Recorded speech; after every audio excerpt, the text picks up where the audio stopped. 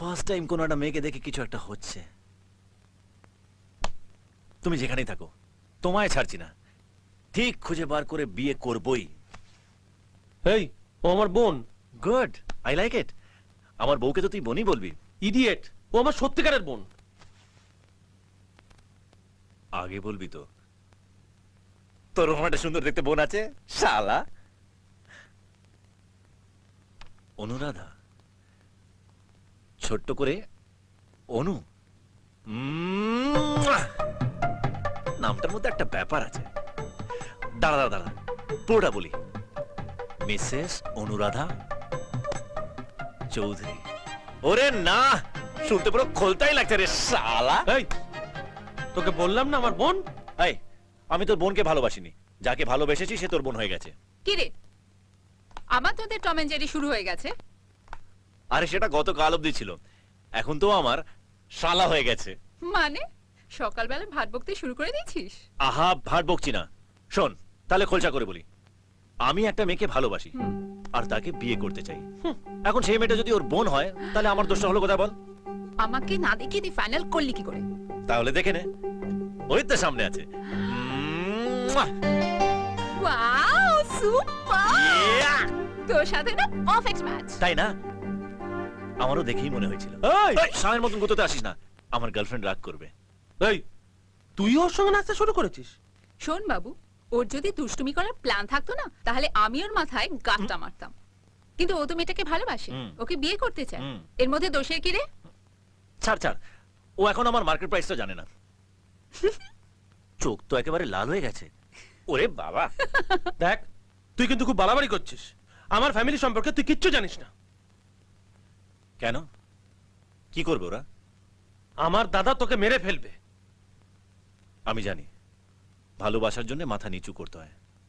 আমি ওদের বুঝিয়ে বলবো, আর যদি না বোঝে তাহলে তোকে আর তোর দাদাকে মেরে ফেলে তোর বোনকে নিয়ে পালাবো। ভালো আছেন তো?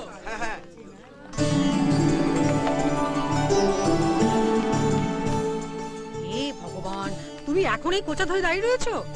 হ্যাঁ গো, সামলাতে একটু অসুবিধে হচ্ছে। সেই কবে বিয়েতে পড়েছি, আর তারপরে এই মেয়ের আশীর্বাদে করছি। আরে এসব মনে থাকে? ওহ, বাবারে বাবা, তাড়াতাড়ি করো, ওরা তো এক্ষুনি এসে পড়বে। তাড়াতাড়ি করো, দেরি করো না। ঠিক আছে ঠিক আছে। যাচ্ছি কি? হ্যাঁ যাচ্ছি।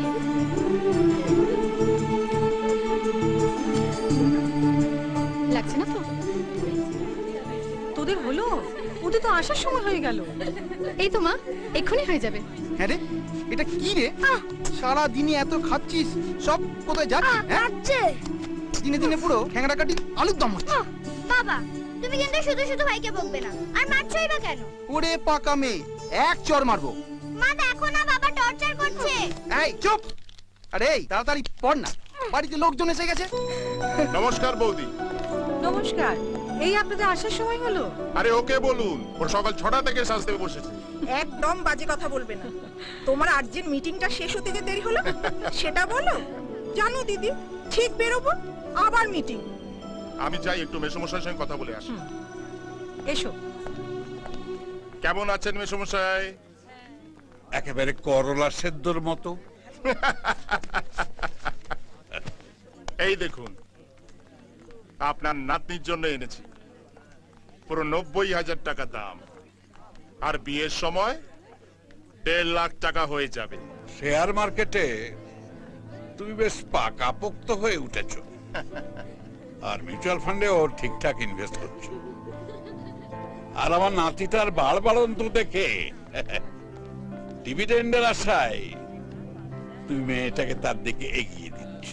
আরে না না মেসমশাই, দীপা তো আমার মেয়ের মতোই। আরে আমি বুঝি বুঝি, টাকটা তো আমার এমনি এমনি পড়েনি।